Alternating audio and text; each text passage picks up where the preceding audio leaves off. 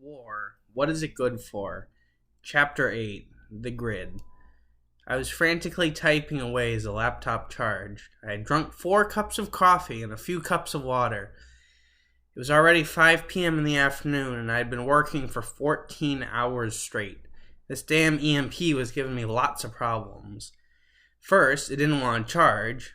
Then it was charging too slow. Now the fucking satellite connection was glitching out. I slammed the desk. Christian then walked over. Why don't you take a break or a nap? You've been at it all day. I was starting to get tired. Then a large yawn escaped my lips. Christian pulled out a pillow and a blanket for me and put it on the blue couch that was in the ark. My head hit the pillow and I knocked out. When I woke up, it was early morning. I stretched my muscles and cracked all my joints and knuckles. Christian was sitting by the computer. Hey, I'm glad you're awake. I managed to fix and figure out what you weren't able to do yesterday. The EMP is all set and ready, and I even made you a cup of coffee with milk. The way you like it. Oh, he was the best. You know you're the best, and I could have sworn I heard Cupid in my dreams. I miss him dearly, but I respect his boundaries. Christian nodded and brought me the cup of coffee. He actually did swing by last night. He wanted to see if you were doing okay. He said he was worried about you and how hard you're working, and I kinda agree with him. I waved my hand dismissively as I sipped the coffee. Christian put his hands to his hips and looked at me intensely.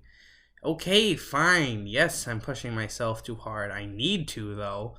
I mean, I'm now responsible as a mass murderer of thousands, if not millions. And my son can't stand the sight of me. If I don't work hard, I'll die, or worse, I'll have to live with myself. Christian offered me a pipe filled with tobacco and weed, which I gladly accepted and burned the fuck out of my lungs and coughed out a cumulonimbus. Christian came back to pat my back, and then as I was coughing, the tears finally came. And I collapsed onto the ground, screaming and sobbing uncontrollably. Christian just sat with me on the floor and held my hand. My God, I'm a monster. Just let it out, Charles. Please don't hold it in. Otherwise, it'll kill you. And Cupid still loves you. I see it, even if you don't. And hearing that made me cry harder and hotter than before. I know he loved me, but that's what hurt me more than any hatred. Eventually, I cried all the tears I had, and my eyes stung. Christian pulled me up from the floor. I know how you feel, Charles. You know what I did. Except you not only created it, you released it. But you know what you haven't released yet? Your guilty conscience. You're not the only one to blame, not even close. I meekly nodded. But, you see, we may both have blood on our hands, but I not only have blood, I pulled the trigger. I'm both judge, jury, and executioner. When I made it, then I thought about using it, and ultimately I did use it. If hell exists in your universe, well, it's my final destination. Christian laughed. Well then, my friend, hell better accept automatons as well. I chuckled and a weak smile formed on my lips. Hey, fair enough. I just don't know how to face Cupid, even when he is ready to talk again. That's the worst part. It was the right thing to do to shield him from it. But what must he think of me? That's worse than hell. Christian looked conflicted. He doesn't hate you, that much you know, and the fact that he still worries, even from a distance, is a sign of immense love. And he's with the commander in Charlton. They'll lead him down the right path. And remember, he's just a kid. He doesn't have the luxury or the nuances of a life like ours, or hell, even the length. I'm only 75 years old. You probably didn't know that. I didn't. No, I didn't, and this is why you're the way you are. You've been around the block more than I have. I just really miss the talks, and even his innocence. I won't be able to cope if I corrupted his inner kid. Christian was about to say something, but then Cupid ran into the ark. Did you guys turn the power back on? We looked between each other and shook our heads. Well, someone did. The power's back up. Hey, Dad, how are you feeling? I didn't know how to respond, and then Christian slightly pushed me forward. I'm doing okay. Christian has helped me a lot, and I'll see you later, kiddo.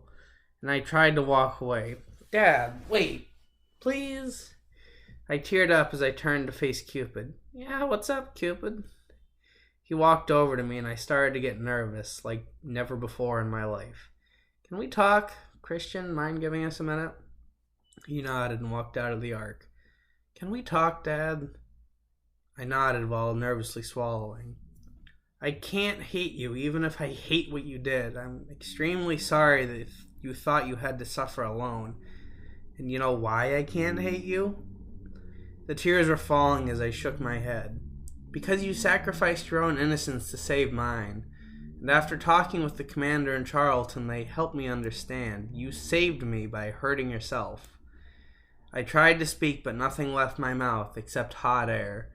"But, Cupid, I don't understand. How can you still love me? I'm a murderer." He chuckled while looking saddened and shook his head. "You're only human, and you did the wrong thing for the right reason. In my unprofessional opinion, I think it's better that you'd have a lengthy talk with the commander." Cupid grabbed my hand, which I realized was shaking, and just held it between both of them.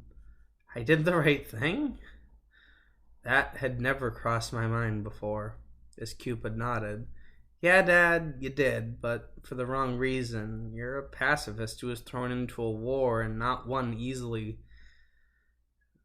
The cost was your life and your soul, but you spared mine, and now I'm trying to repay the favor." Yeah, I chuckled. Repay the favor.